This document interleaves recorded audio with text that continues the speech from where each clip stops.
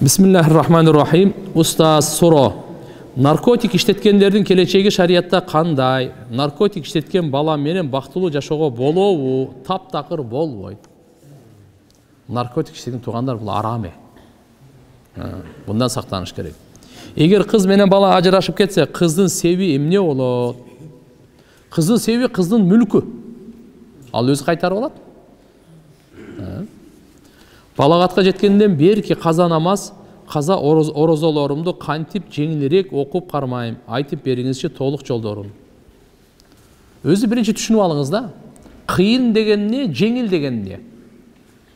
Кыйын деген угуп алыңыз. Жүрөктөн чечим чыгарып алганды кыйын дейт. Ал жеңил болсо делечи, кыйын болот сизге ал. Жүрөктөн чечим чыгарсаңыз, ал оңой болот, жеңил болот, кыйын болсо дагы. Ошон үчүн сизге жеңилирээк жол ошол, жүрөктөн чечим чыгарыңыз, казаны баштаңыз. Кудай кааласа баарды жеңил болот. Атама эстелик коюлган оор таштан ошону алып салып, анан туугандар сурап калса, талаш тартыш, уруш чыгып кетпеш үчүн калп айтып койсом болобу? Атам түшүмө кирип, алып сал деди деп, динди түшүнбөгөн туугандарыма. Жок, калп айткан болбойт. Анан көрөк динди түшүнүш керек. Туугандар, караңыздар, эй туугандар. Чымчык сойсо дагы касапчы сойсун дейт. Динге келгенде молдолорду угуп кое бергиле. Зыян болбойт. Куран, хадистен баардыгын жудуруп атасыңар, намаз окутуруп атасыңар, жаназа кылып кепиндеттирип атасыңар, койдуруп Куран окутуп атасыңар. Эми ошо эстелик боюнча деле молдолго бир кеңеш койбойсуңар. Молдого бир баш ийип койбойсуңар. Динди ушулар билет го. Мен сизге ачык айтып коеюн, эстелик коюп, көрдөгү өлүктү, маркумду азаптап атасыз да. Ошо керекпи сизге? Андай кылбаңыз ал. Өзгөчө ошо таштарга чегип, сүрөттөрдү илип, эми акырын келип атабыз, бирок алхамдулилlah, эми будан аркысын кылбайлы, мурунку ушундай кыл деп болуп кетсе дагы. Болбойт. Пайгамбар саллаллаху алейхи вассалам тыюу салган таксырлар. Сүрөт дагы илбеңиз, сүрөт илбеңиз. Үйүңүзгө тияка бияка илген ашып жетиштүү болду. Эми ошо көр калды эле барып илбеген. Көрүстөнгө сүрөтүн илбегиле аерден. Кичине периште кире турган болсунбу, Ошо өлүп калган ким? Атаңызбы, апаңызбы, чоң атаңызбы, аялыңызбы, күйөөңүзбү, балаңызбы, тууганыңызбы, бир тууганы ким ал? Кичине ырайым кылбайсызбы го? Пайгамбарыбыз эң акылдуу инсан. Алладан, Алла Тааланын бардык кабар алып келген. Айтып атат, кайсы үйдө сүрөт болсо периште кирбейт деп атат. Сүрөт тияка илип койсоңуз периште жакындайбы? Туугандар менен этияттайлы. Ушунчалык шариятыбыз уруксат берет. Эгерде ушу кийин көбөйүп кетип, адашып калбайын, таппай калбайын, келип зыярат кылып, салам айтып, Куран окуп турсам деген ойдо болсоңуз, кичине белги коюп коюңуз, аты жөнүн жаза турган. Ким? Бисмилла жазылбайт, аят жазылбайт. Качан өлдү, качан келди, же болсо ушундай бир аты жөнү белгиле катар. Ошого уруксат эле. Макулбу? Анан башка азыркындай кылып туруп аны мазарларды, тияк бияктарды, аны күмбөздөр салып өрбөй. Болбойт. Кичинекей балага калп айтып коем. Мисалы, азыр келем, же больницага барам, же башка деп, ээрчип ыйлаганда күнөкөр болбоймунбу дейт. Субханаллах, кээ бир алымдарыбыз айтат, бала айвандарды алдаганга да күнөө болот дейт. Макру болот дейт, макру дейт. Андай чоң күнөө эмес эми. Имам Бухари рахматулла алей, караңызчы, Курандан кийинки эле ааламдагы экинчи орундагы китеп. Курандан кийинки эле экинчи орундагы китеп, субханаллах, Сахи Бухари, Имам Бухаринин китеби да. Ол киши бир ушул мухаддис деп коебуз, хадис баян кылган, пайгамбарыбыз хадисин айткан. Издеп жүрүп топтогондо өзү бир жагы эле 300 000 хадисти жат билген. Бухариге аз эле хадис жазган ал. 9082 хадис, такрар, бардык беркилерин айтып келгенде. 2700-дин тегерегинде такрарсыз хадис келет да. Кандай болбосун, Имам Бухари ошо хадис издеп ар жакта шаардан шаар, мамлекеттен мамлекетке кыдырып алып жүргөндө, сапар кылып тарып жүргөндө, бирөө айткан экен, ушул айылда бир чоң аалым хадис айтат. Ошодон барып алыңыз деген экен, барса, ал огородунда экен. Огородунда о аты жүргөн экен, анан атын кармайын деп, баягы не деп коет элек, торбосу бар го. атқа баягы жем салып анан башына илип коебуз го, торбо деп коет. Ошо торбону мындай чакырсам ат келет да, эми жем бар окшойт деп. Жеми жок экен ал. Мынандай кадar келип, кармап алган экен. Анан барып жанына туруп, анан сөз чыгып сүйлөшүп, анан жеми бар эле, жок жеми жок эле, атты ушинтип кармайсың деген экен. Анан имам Бухари айтып бересин. Өзүнө тиги киши айткан жок. Бул айванды алдап аткандан кийин инсанды жөн алдайт. Мен будан кантип хадис алам будан? Деп ошодон хадис укпай койгон экен. Биздики күнүмдүк окат да туурабы бул эми? Biz itти деле, мушукты деле алдайбыз, койду деле алдайбыз, биз атты. Бизге кой эми даба жок эле болуп калды.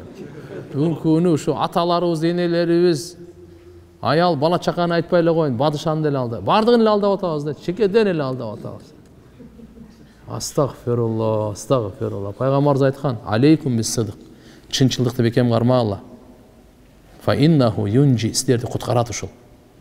Ва иякум вал-кид фа иннаху юхлик. Силер жалган сүйлөгөндөн сактангыла. Бул силерди жок кылат эртеби кечпи. Кыйын болсо да чын эле айтып кое бер эле, мына мындай эле болду деп. Кыйын болгондо да чын эле айтып кое эле. Макулбу? Эмнеге тоттук эле? Эмнеде эми аракет кылыш керек. Балдарга бир убада берсеңиз аткарыңыз. Башка нерсе менен айтыңыз. Бирок мында калпка жалганга болбосун. Сүннөткө отургузуу боюнча жашым 25-те. Кичинекей кезимде Ырымда эле коюшкан, лезвия тийгизип эле. Ысык көлдө ошондой бар. Чубак ажы устаздан угуп калгам. 7 жаш же 12 жаштан кийин сүннөткө отургузган болбойт деп. Өзүнө зыян кылган болуп каласың деп. Эгер жууганча ачылбай жатса, же аялың нааразы болбогон учурда кестирсең болот деп. Кийин тактап угайын деп таппай койдум. Ушул боюнча айтып бериңизчи, рахмат. Өзү туугандар мындай. Сүннөткө отургузуу бул сүннати муаккадага кирет. Сүннати муаккад жөнөкөй сүннөт эмес да. Бул ташталбай турган сүннөт да. Важипке жакыныраак. Эгерде ден соолугуна эле зыян болбосо, убагында болбой калса, кийин отурулуш керек. Жаш өтүп кетсе да отурулуш керек. Түшүнүңүзбү? Эгер ден соолугунан эле коркпосо, ден соолугу жакшы, врач тияк бияк жакшы деди. Ничего? Ал эми сатыр авырат маселеси болуп калышы мүмкүн. Уяттуу жерин көргөнгө кандай болот дегендей болот. Операцияларда зарылчылыкта шарият уруксат берип атпайбы бардыгына эле? Устаз 1-4 күндөрү орозо кармап өтүп кеткен ата энеме багыштап орозо кармап өтүп кеткен ата энеме багыштап койсом болобу? Канчалык соо болот дейт. Машаалла. Усама бин Зайд разияллаху анхудан риваят бар. Пайгамбарыбыз саллаллаху алейхи ва саллям айтканда: "Мен 1-4 күнү амалдар Аллага көтөрүлүп турат өзгөчө. Отчетко. Ошол убакта орозо болгонумду мен жакшы көрөм" деген да. Демек 1-4 күнү амалым көтөрүлгөндө мен орозо болгон абалымда амалдарым көтөрүлсө, мен ушуну жакшы көрөм деген. Пайгамбарыбыздын сүннөтү жума сайын 1-4 күнү орозо кармайт элем. Ошонун сообун ата энеңизге багыштасаңыз өтө жакшы болот, зор болот. Өзү мына бүгүн да 1 күн экен, алымдар айтат 1 күндөн 6 өзгөчөлүгү бар дейт. 1 күндөн 6 өзгөчөлүгү. Пайгамбарыбыз 1 күнү төрөлгөн. Пайгамбарыбыз саллаллаху алейхи ва саллям Хаджарул Асвад, кара таш бар го? Ошону Жабалул Аминден Каабанын бурчуна койгондо алып келгенде ошо 1 күн болчу. Пайгамбарыбызга пайгамбарчылык берилгенде 1 күн болчу. Пайгамбарыбыз саллаллаху алейхи ва саллям хижрат кылганда, Меккени таштап Мединага көчкөндө 1 күн болчу. Пайгамбарыбыз Мадинага Мунавварага жеткенде 1 күн болчу. Пайгамбарыбыз саллаллаху алейхи ва саллям дүйнө менен коштошкондо 1 күн болчу. Өзгөчөлүктөр.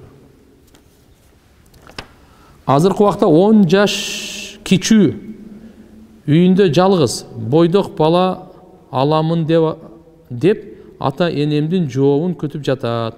Өзүм 2 уулум бар, ажырашкан аялмын, 10 жаш чоңмун. Мен баарынан макулдугум өзүм чечем, өзүм бүтүрөм деп жатат. Ойлонуп отурган мезгилим. Кеңеш берүүңүздү суранам. Машалла, сиз жөн эле чыгып кете бериң андайга. Туурабы? Эми бирок караш керек. Эми шариятыбызда бул жерде эч кандай тыюу жок. Албетте тыюу жок. Пайгамбар саллаллаху алейхи ва саллям деле 25 жашында, 40 жашындагы Хадиша энебизди алган эле, 40 Хадиша энебиз турмушка чыккан болчу. Бул жерде эми кандай десем бул айып эмес бул. Бул шариятта тыюу же болсо арам нерсе эмес. Албетте бала өзү ата энеси менен жакшынакай кеңешип неме кылсын. Устаз, Москвада иштейбиз. Дос балам бир кыз менен никеге окутуп алды. Айша энемдерге кыздын апасына айт десем көнбөй жатат. Бир дос бала медреседе окуган болчу. Айтпай кылса болот дептир. Боло береби, айтпай жашай берсе дейт. Жакшы эмес го эми. Никеге кыйылат эми. Бирок ата энеге айтпай жашай бербей кандай? Ата энеден өткөн сизге мээримдүү ким бар? Ата энеден өткөн сизге дуа кылган, ыйлаган, сизге күйгөн ким бар? Аны ошоңузга айтпай эле жашай бересиз. Таң калыштуу. 17 жаштамын. Азыркы учурда аябай илимге кызыгып, чет жака окууну туура көрүп жатам. Бирок махрамым жок. Чет өлкөгө барып илим алсам болобу? Таптакыр болбойт. Аял кыз экен, 17 жашта кыз экен да бул. Махрамсыз сапар болбойт. Өзгөчө азыр тем более ушул учурларда. Мейли, кээ бир ушундай бир медреселер бар, мисалы Турцияда деле билебиз. Кыздар гана окуйт, кыздар, аялдар гана сабак берет. Атаңар жоксо махрамыңар алып барып сүйлөшүп, жакшынакай жайгаштырып, байланышып, устаздар менен телефондошуп дегенде алып барып келсе, мейли, ал бул бөлөк. Бирок сапар махрамсыз болбойт. Тифкоин боюнча эмне айта аласыз? Адалбы? Жок, уруксат эмес. Суром өгөй атамдын балдары мага махрам болобу? Махрам болбойт, намахрам. Өгөй атанын балдары. Өгөй атанын балдары. Ага эмнекени? Өгөй ата өзү махрам, өгөй ата махрам. Мисалы мындайда күйөөсү өлүп калды. Же болбосо ажырашып кетти. Дагы иддасы өткөндөн кийин экинчи күйөөгө чыкты. Биринчи күйөөсүнөн кызы бар эле. Экинчи күйөөгө чыкты. Экинчи күйөөгө чыкканда булар никесин кыйып баш кошушту. Андан кийин автоматически болду. Никесин кыйып баш кошкондон кийин бул кыз ошол өгөй атасына ата эле болуп калат, махрам бул. Намахрам эмес. Түшүнүктүбү? Ал ошонун башка аялынан да кыздар, уулдары болсо, бул экөө намахрам. Экөө баш кошсо болот деген сөз. Кыз балага Айла деген ат койсо болобу деп сурайын дедим эле деп. Айла деген эмне бул? Айла жок. Амалкөй. Анда эгерде амалкөй, Айла амал болсо, анда жакшы болбой калат ал. Айла деп. Устаз, бул дүйнөдө ооруп баса албай жатып өлгөндөр аркы дүйнөдө барганда бутуна туура алабы? Жана колунан бутунан ажырап калгандар аркы дүйнөгө барганда кандай болот экен, түшүндүрүп берип коесузбу? Бул дүйнөдөн да жакшыраак бут берет Алла Таала. Бул дүйнөдөн да Алла Таала эгерде иман менен эле кеткен болсо, Алла бул дүйнөдө көз азиздер бар. Мүмкүнчүлүгү чектелгендер бар. Кулак укпагандар, көзү көрүлөр бар, сокурлар бар. Макулбу? Иман менен кеткен болсо Алла Таала тияктан бар көз берет. Сөзсүз берет Алла Таала. Путу колу кесилип калды, жана башка болуп калды. Кайтарып бер бардыгын. Устаз, түшүмдө асманда учуп жүрө берем. Жерге түшкүм келбейт. Жерге түшсөм эле бир адам жүзүн көрө албайм. Ошол адам бутумдан сүйрөп казылган анга чуңкурга ыргыта берет. Асманда болсо кадимкидей учуп жүрө берем. Аябай жагымдуу сезимдер болот. Ушул түштү көп көрөм. Мүмкүн болсо чечмелеп бересизби? Кыз баланын түшү дейт. Сиз иман, салих амалды күчөйтүңүз, тобаны күчөйтүңүз, жакшы амалдарды күчөйтүңүз. Мен бир адамды көрүп, аны менен келечегим катары көрүп койдум эле. Дайыма Аллахтан сурап келем, түшүмө да көп келет. Дайыма ошол адамды атын атам. Намазымда да тилеп жүрөм. 2 жылдан бери мен аны менен сүйлөшө албайм. Бирок ал мени танып билбейт. Дагы болгону аны жолдошум болсо экен деп тиленип келем. Anın kebir sözdөрү manga ümit bергенсип турат. Ал адамды мен интернет тармактан көрүп турам. Ал чыгармачылыктагы адам. Бардык тер туган дейби. Туган ата энеси, бир туган ата энеси көрүп жүрөм. Бул тилек кылып дуа ысымын атып тиленсем болобу дейт. Эми саартан кечке ойлонуп берсең ошону түш көрөсүң да. Туура, ошону эле ойлоп эле ошону карай берсең түшкө кирет да эми анан. Бул түшкө кирген ал бир периште болгон себеп эмес эми. Мүмкүн чында эле бактысы бар дейм. Негизи пайгамбар саллаллаху алейхи вассалам айткан. Аял кишиге үйлөнгөндө, ошондой эле. Аял кишиге үйлөнгөндө 4 нерсесине карап үйлөнөт дегенде. Анын биринчи байлыгына, кээ-бирлер байгылыгын карайт. Кээ-бирлери болсо анын ата тегин карайт, кээ-бирлери сулусун карайт. Кээ-бирлери динин карайт. Пайгамбарыбыз айткан: "Фадфар бидати дин, тарибат ядак." Динин карап үйлөнүп бактылуу боло бергин. Эгер динин карап үйлөнүп бактылуу болбосо, анда шорун курусун деп койгон.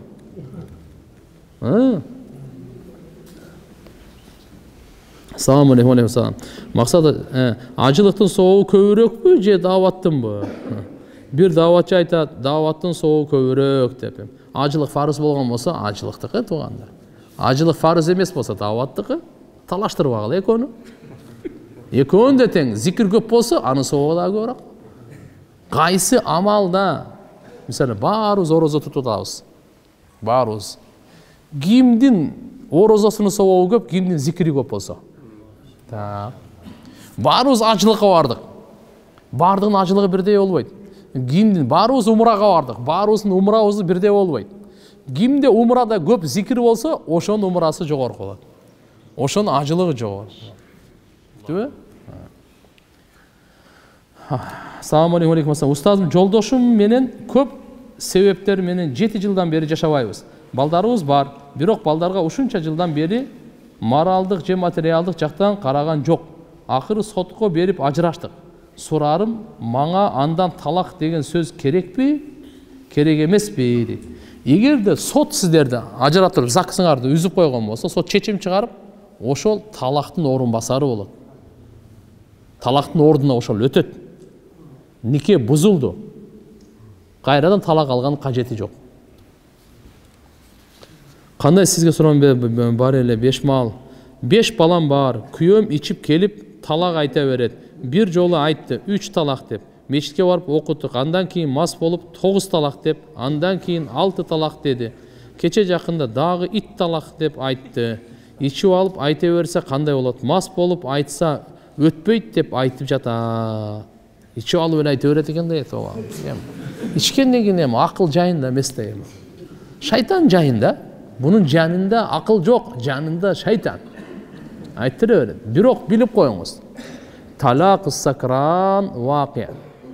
Fiqh kitaplarında толтыра. Mastın talağı düşet. Üçöv olu 99'a barı düşet. Üçöv moynunda kalat, kalganı kıyamat günü жооп берет бардығына. Ем қарап тұрыңыз. Мас қайсы авалда? Мына жер асман десе, ушул асман. Мына четсе, бұл жер. Онда ошол уже четтен чыгып кетти, bunun талағы түшпөйт. Эгерде аялы менен апасын алып келсе, апасын ушул аялым болса керек. Ошо деңгээлде мас болсо, үйүн таппай калган. Анда алдын талағы түшпөйт. Эгерде үйүнө басып келдиби, эшигин ачканды билет, туалетке киргенди билет, ничего себе. Кичине бар bunun мээсинде, аз-маз бар бул. Совсем айван боло элек. Bunun талағы түшөт кадимкидей түшөт. Азыркы деңгээлде ажырата албай калса, анда түшпөйт ана. Буда адамдан чыкты деп коет да. Бул уже чыкты бул. 40 күндүк даваттын соогун атамын арбайына багыштап койсом болот. Болот. Ар бир жакшы иштерди боштоп. Ассаламу алейкум. Мен сурам, зекет боюнча менде канча 290 миң акчам бар. Ошондо канча зекет берем? Siz bunu 40'a bölseniz oşunda değil mi? Kalkülatör canında yok. 290 ming bu 40'a bölgende kaç olur? 7 4 280. Ну где-то 7200 parança olur kodayım. Sağ mı? 7200 7250. 7250 ооба. Устаз, замзам суусуну уютулганын алып, башка сууну уютса болобу? Уютулганын уютку кылса болобу? Боло берет. Мынандай замзам сууну башка сууга уютабыз го? Макулбу? Ошондо деле өкүмү замзамдыкы өзгөрбөйт. Даамы жөнөкөй суудай эле болуп калат. Бирок кайсы сууга замзамды уюткан болсоңуз, туган ошонун өкүмү деген мындай. Ошонун шыпаны ниети менен ичсеңиз болот. Ага чай кайнатсаңыз болбой калат эми. Тамакка кошсоң, тамакка кайнатсаңыз, пышырсаңыз болбой калат. Ага дарат алсаңыз болбой калат. Өкүмүн түшүнөсүзбү? Кир жуусаңыз болбойт ага. Замзамдын ыйыктыгы. Продуктанын составы бүт халал, бирок бир күмөндү ээ бар болсо, аны жегенге болбой калабы? Ал кандай экенин аны караштырыш керек. Муфтиятта азыркы халал бөлүмүнөн карап көрүлү, сурап көрүлү, айтып берет. Устаз, картошканын үшүрү канча берилет жана кандай кылып эсептеп беребиз? Бул картошканы 10дон 1 бере бересиз. 100 килограмм алсаңыз, 10 килограммдан 1 кило. Акылбы? Эгерде бирок азыр картошкага сиз атайы суу алып келип, ошолордон суунун акчасын төлөп тиякпай эме кылган болсоңуз, анда 20дон 1. Эгерде ошо жамгырды суусу менен жолбосо анда 10дон 1. Атам экөөбүз чогуу иштейбиз. Анан кожоюндун тааныштары келип, атамды ичирип коюшат.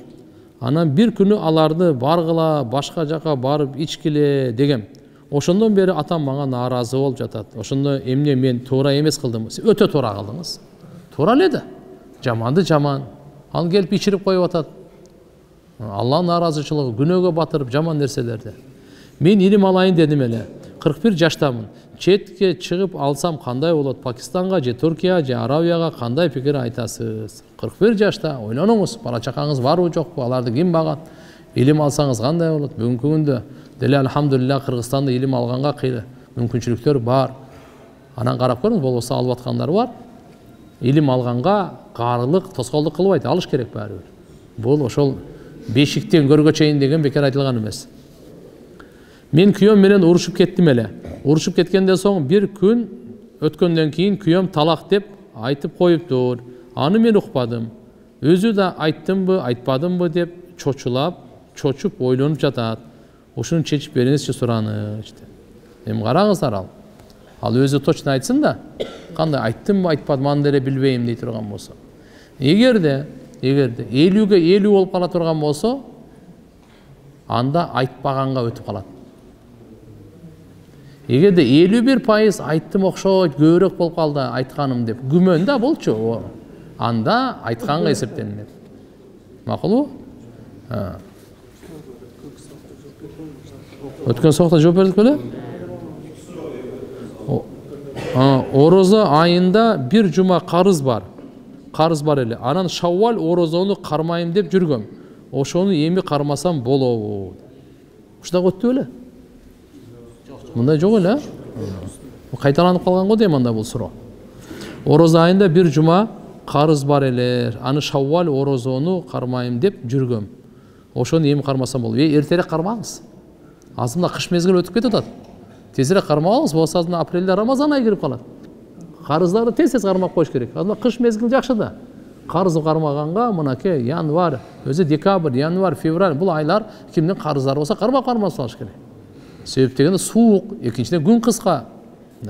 Мен 38 жаштамын. Апамын ыраазычылыгын албай никеге турсам өтөбү? Мени ала турган киши кийин ыраазычылыгын алабыз дейт. 10 жыл мурун ажырашкан.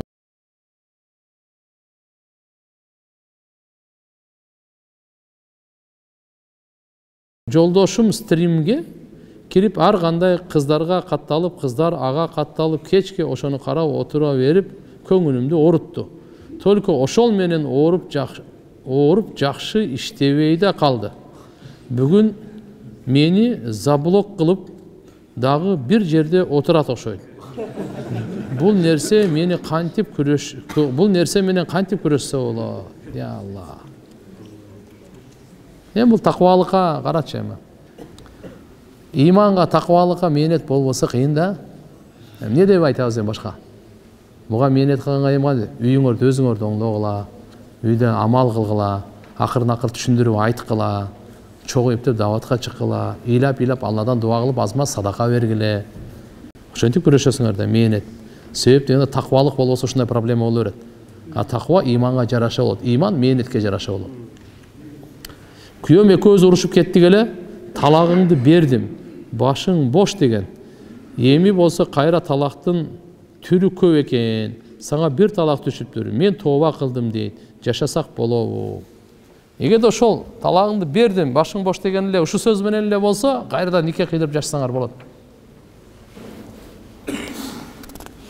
Менин досум даватка чыкпайт, өзүнү салафитпиз дейт.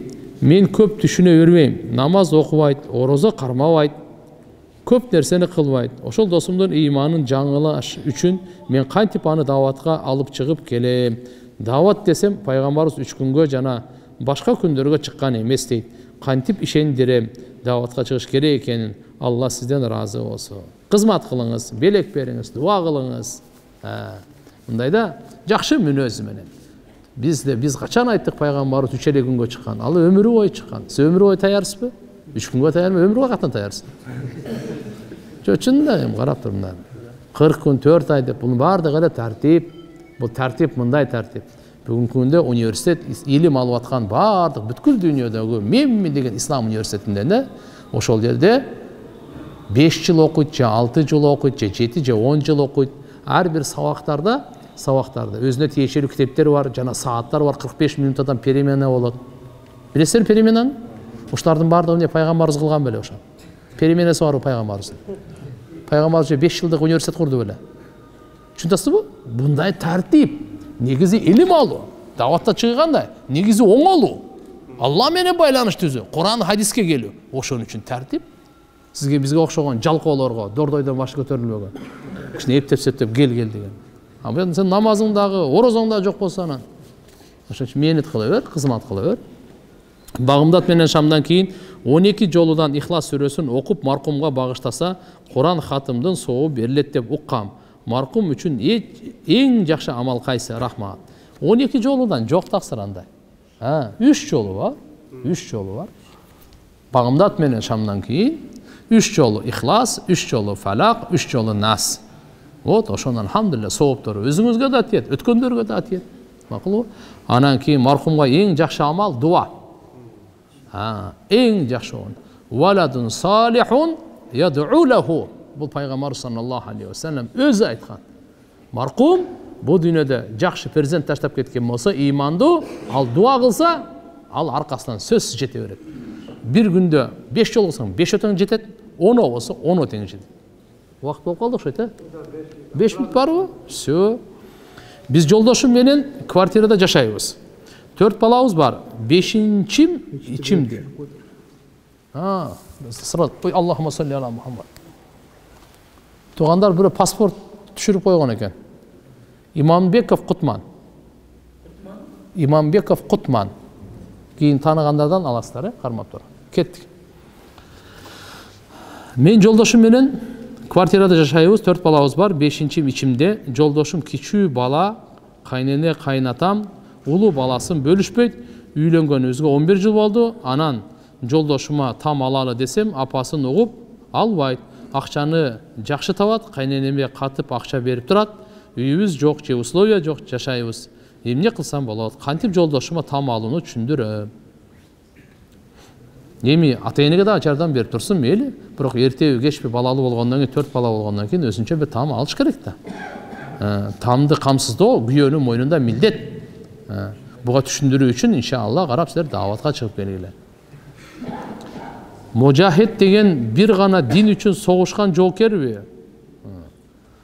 Мужахид деп жихад кылган, Алланын жолунда Алланын сөзүн бийик кылуу үчүн жан малын курбандычылык чалган кишини мужахид дейт. Жолдошунун бир тууган байкеси каза болуп калган. Балдары аябай бай. Катышып баштасак эле бизди кемсинтип сүйлөшпөйт. Бизде баары бар деп арданып кала беребиз. Алардын ою боюнча оту менен кирип, күлү менен чыкканды алардын көздөрүн караганыбызды жакшы көрүшпөйт. Арданып катташкабыз келбей калды дейт. Жок, андай кылбаңыз. Биз тууганчылык мамилени үзбөй жакшы мамиле кыла беребиз. Ал катташабы, катташпайбы, байлыгына чиренеби, ал өзүнө ал. Байлыктан аларны. Сиздер алхамдулилля адамгерчилигиңизди таштабаңыз. Эртеби кеч түшүрөт ал. Аларга даават бериңиз. Сиз мусулмансыз, жакшылыкка чакыра бериңиз. Устаз бутум сынып доктурлар 3 айга чейин басканга болбойт дешти. Ошого гусул кантип алсам болот? Таямум өтөбү же кандай кылсам туура болот? Басканга болбойт, бирок жуунса болсо керек. Эгерде жуунса болсо, акырын бирөө жуудурсун. Мындай акырын. Өзүңүз эле жууп, путка эме болгон болсочу. Эгерде суда тийгизбесин десе, анда бөлөк кем. Анда таямум кыласыз. Су тийгизсе эч нерсе болбосо, гусул кылып алыш керек болот. Мен студентмин. Сабагым түштөн кийин болгондуктан бешим намазы кээде окулбай калып атат. Сабак учурунда убакыт таап 4 рекет парзын эле окуп койсом болобу? Каза кылбай окуп койсоңуз өтө жакшы болот. Сүннөттөргө убакыт таппай калсаңыз болбоду дегенде пешимден парзын окуп калыш керек да. Сабак болуп калып атат, же болбосо убакыт болуп атат, бери чык деп тияпы чогулуш, ушундай моменттерде бирок намазды каза кылбаңыз. Эң жакшысы сүннөттөрүн кошуп окуңуз, бирок ага убакыт болбой атат, болбоду дегенде парыз колдон чыкпасын. Assalamu alaikum.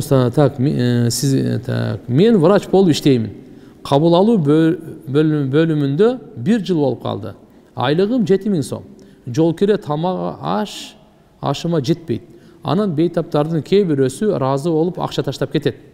Баары эмес. Ар бир бейтаптан сизден мынча болот деп, мисалы 300 сом текшерип назначение кылганым үчүн алсак, арам болуп калбайбы?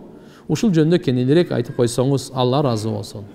Siz эгерде мамлекеттин бейтапканасында иштесеңиз, мамлекеттин тарабынан айлыгыңыз бар, анда өздөрү берсе алсаңыз мейли. Бирок сиз мынча бересиз деп алсаңыз туура эмес болуп калат да.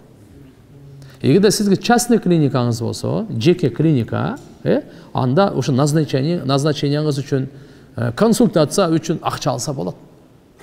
Түшүнөсүзбү? Убакыт берип атасыз, акыл эс айтып атасыз, назначение кылып атасыз, текшерип атасыз. Бардыгына услуга кирет, услуганын акысын алсаңыз болот. Кызмат акысы да бул.